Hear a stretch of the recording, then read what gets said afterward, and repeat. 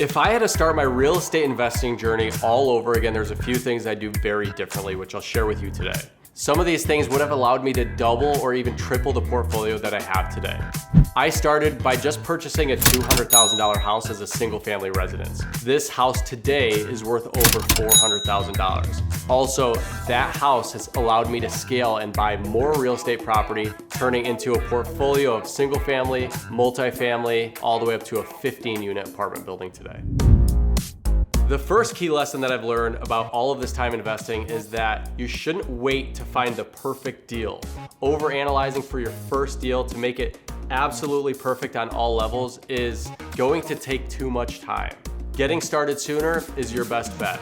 The time will work in your favor, and you'll be able to at least ride that appreciation as time goes on. Another lesson I learned is to get involved in multifamily sooner.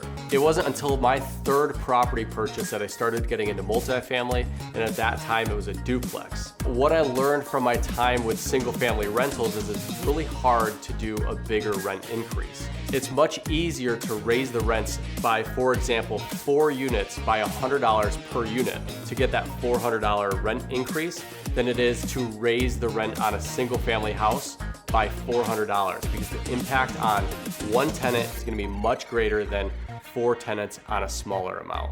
Another key lesson I learned is looking for value add opportunities. Something we reference a lot is the 1% rule, which is really the ratio between rent potential and purchase price.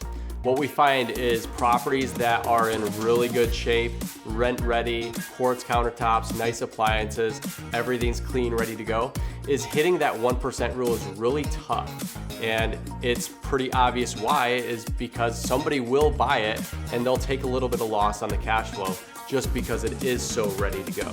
Now, by looking for value add opportunities, you're much more likely to hit a 1% rule or better by just taking on the burden of getting those renovations done and handling the construction.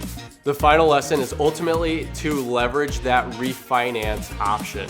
And this kind of puts it into full circle of something we talk about a lot, which is the BRRRR strategy, which ultimately means buy, rehab, rent, and refinance. And we did just talk about the renovating part of this. But the biggest part of all of it is to renovate it to boost your valuation.